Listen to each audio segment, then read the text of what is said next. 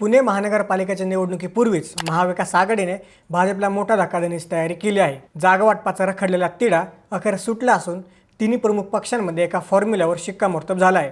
मात्र याच वेळी राजकारणात एक नवी खळबळजनक चर्चा सुरू झाली आहे, ती म्हणजे अजित पवार गटाच्या हालचालींची।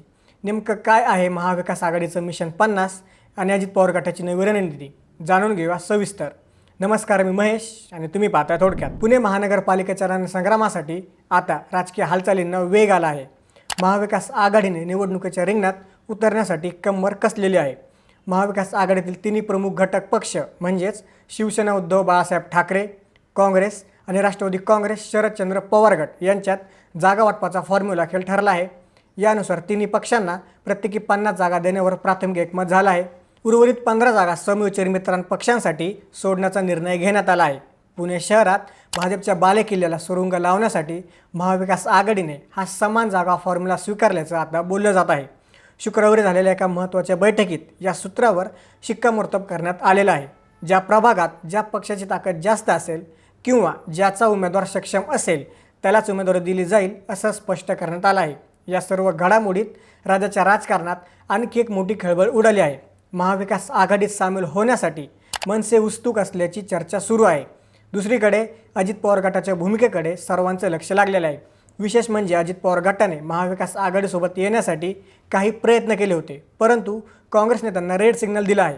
काँग्रेस शहराध्यक्ष अरविंद शिंदे यांनी अजित पवार गटासोबत युती करण्यास स्पष्ट नकार दिला आहे। इतकेच नाही तर राष्ट्रवादी काँग्रेसच्या शरद पवार गटाने देखील अजित पवार गटाच्या उमेदवारांना आपल्या चिन्हावर लढवण्यास नकार दिला आहे, तसेच त्यांना सोबत घेण्यास विरोध दर्शवला आहे।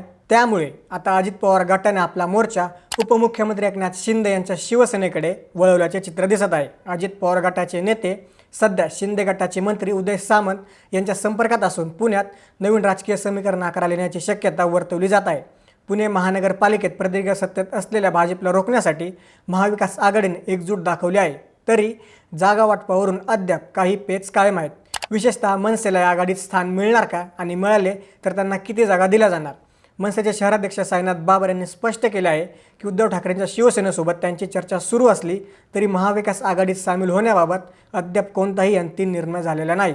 दरम्यान पुण्यात प्रशांत जगताप यांच्या उमेदवारीवरूनही काँग्रेसमध्ये मोठी चर्चा सुरू आहे।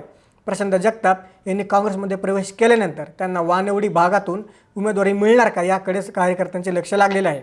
या सर्व घडामोडी पाहता पुण्याचे राजकारण आता एका वेगळ्या वळणावर येऊन ठेपलं आहे। भाजप शिंदे गट आणि महाविकास आघाडी यांच्यातील हा सामना आता अधिक रंगतदार होणार असून पुण्याचा पुढचा कारभारी कोण ठरणार हे पाहणे महत्त्वाचे ठरेल। तुम्हाला काय वाटतं?